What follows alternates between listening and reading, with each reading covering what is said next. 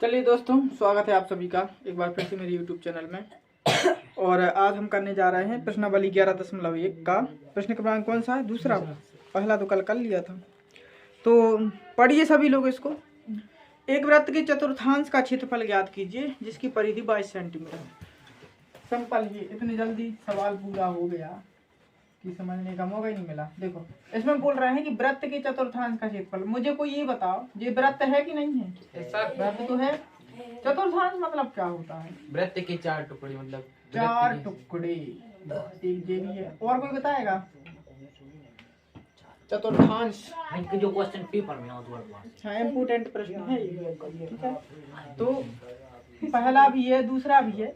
चतुर्थांश जैसे इन्हें बताई सत्यम ने कि वृत्त के 4 टुकड़े। ठीक है, तो चतुर्थांश का यही मतलब होता है, वृत्त के 4 टुकड़े। लेकिन उसको देखना कैसे लिखा है, चतुर्थांश। इसको जब हम संधि विकसित करेंगे तो क्या आ जाएगा? चतुर्थ धन अंश। थांस नहीं, अंश। ठीक है, तो जी हो जाएगा चतुर्थांश, मतलब चौथा अंश। अंश का मतलब होता है हिस्सा या भाग या टुकड़ा। ठीक है, हिस्सा, भाग या टुकड़ा। और चतुर्थ का मतलब होता है चौथा। कहने का मतलब है कि जो भी वृत्त है आपके पास उसको 4 भागों में बांटिए। उसका चौथा हिस्सा, उसका क्या हिस्सा? चौथा हिस्सा। अब मुझे ये बताओ कि जब हम इसको 4 भागों में बांटेंगे तो टोटल वृत्त था 360 डिग्री का। हमने बांटा इसको 4 भागों में, तो कोण कितने डिग्री का बनेगा? 4 नाम 36, 90 डिग्री का बनेगा। और हमें किसी भी एक चतुर्थांश का मान निकालना है। अब बताइए, चतुर्थांश जो आपका कट रहा है जी, वृत्त खंड है कि त्रिज्य खंड है? ये बताओ। कौन सा? ये वाला हिस्सा कोई भी वृत्त खंड है। वृत्त खंड है कि त्रिज्य खंड है? वृत्त वृत्तखंड कुछ बोल रहा है, वृत्तखंड कुछ बोल रहा है, त्रिज्यखंड बताओ फिर से। त्रिज्यखंड है जी। ठीक है, वृत्तखंड नहीं है। वृत्तखंड बनता है जीवा के द्वारा। ये जो है आपका, यहाँ पे ओ होगा और यहाँ पे हम नाम लिख दे रहे हैं यदि अपन चाहें तो कुछ ए बी। तो जी आपकी क्या है? त्रिज्याएं हैं ओ और ओ बी। इसके थ्रू जी आपका जो है इतना कट जाएगा, तो ये क्या होगा? त्रिज्यखंड। ठीक, तो अब देखिए इसमें कुछ त्रिज्या वगैरह दी होगी। परिधि दी गई है 22 सेंटीमीटर। परिधि मतलब यहाँ से चलकर हम वापस यहीं पे आएंगे तो 22 सेंटीमीटर की दूरी तय करेंगे। तब हम देखते हैं प्रश्न कौन सा है? दूसरा है 11.1 का। हम देखेंगे, दिया है वृत्त की परिधि बराबर कितना है? 22 सेंटीमीटर। ठीक है, तो हम लिखेंगे माना त्रिज्या क्या है? त्रिज्या आर है। तब परिधि का देखना, अब इसमें परिधि दी गई हमें 22 सेंटीमीटर। बिना त्रिज्या के आप त्रिज्य खंड नहीं ज्ञात कर सकते। कर सकते हो? नहीं कर सकते। तो हमें परिधि से ही त्रिज्या निकालनी है सबसे पहले। ठीक है, तो हम देखेंगे तब कौन सा सूत्र लगाना है? वृत्त की परिधि का। वृत्त की परिधि, परिधि का सूत्र है किसी को याद? वृत्त की परिधि क्या होता है सूत्र? इस तरफ देख के बताओ, उधर देख रहा हूँ, बताओ निखिल। वृत्त का क्षेत्रफल पाई आर स्क्वायर। वृत्त का क्षेत्रफल पाई आर स्क्वायर। ऐसे याद रखना। देखो, वृत्त का क्षेत्रफल पाई आर स्क्वायर होता है। परिधि में जी 2 यहाँ से उतार के कहाँ आ जाएगा? 2 पाई आर। तो जी दोनों याद हो जाएंगे जी। यहाँ जो चढ़ा है उसके ऊपर उतर के कहाँ आ जाएगा? नीचे। ठीक है, नहीं जी, परिधि और क्षेत्रफल अलग होते हैं। क्षेत्रफल होता है जो अंदर का हिस्सा होता है, जो भी।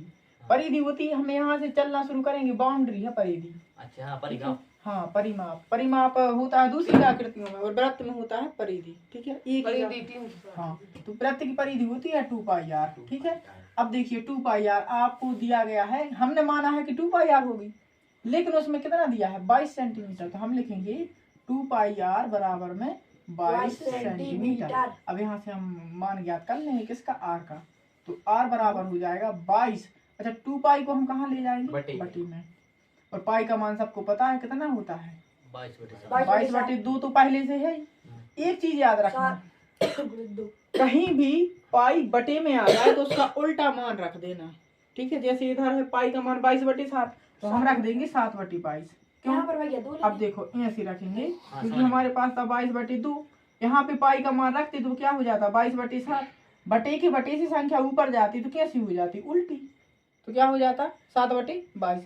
तो डायरेक्ट करना है हमें ऐसा कि जहां भी पाई लिखा हो तो उसको क्या करेंगे हम 7/22, यदि पाई बटे में लिखा है उसका उल्टा मान रख देंगे। ठीक है, अब देखो 22 से 22 कट जाएंगे, आर का मान कितना आ जाएगा 7/2 सेंटीमीटर। अब हमें यहाँ आर का तो मान ज्ञात करना नहीं था, नहीं तो हम इसको ही उत्तर मान लेते। हमें ज्ञात करना है चतुर्थांश का क्षेत्रफल, किसी भी एक हिस्से का क्षेत्रफल। ठीक है, तो अब क्या करना है इसमें हम लिखेंगे, क्योंकि वृत्त के, अभी बताओ कोण कितने डिग्री का बनेगा यहाँ पे 90 का बन रहा ना। वृत्त के चतुर्थांश, ये सवाल ये मान के चलो बहुत ही ज्यादा इम्पोर्टेंट है। द्वारा बनाया गया कोण कितने डिग्री का है 90 डिग्री का। ठीक है, तब